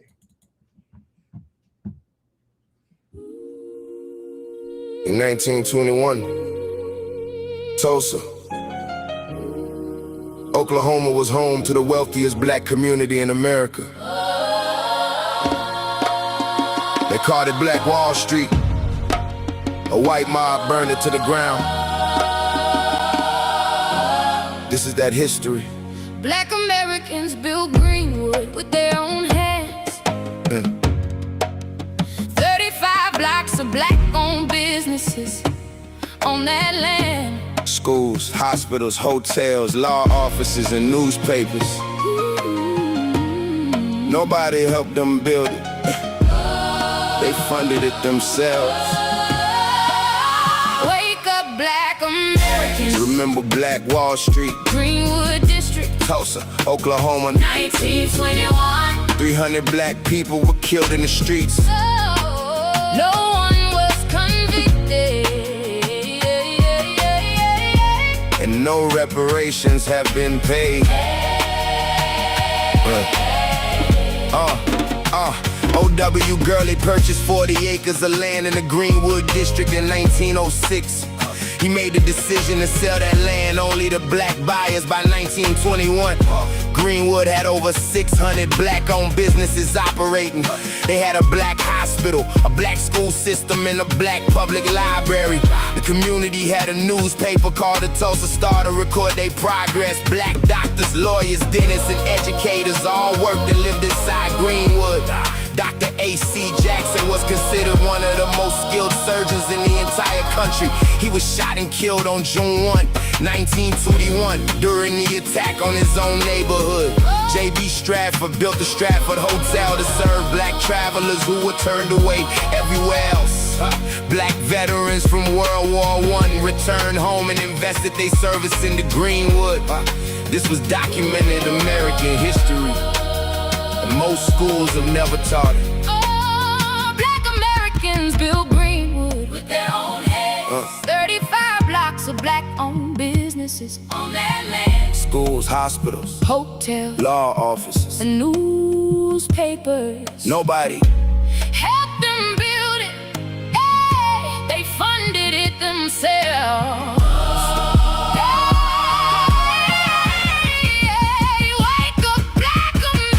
Remember Black Wall Street, Greenwood District, Tulsa, Oklahoma, 1921. 300 black people were killed in the streets.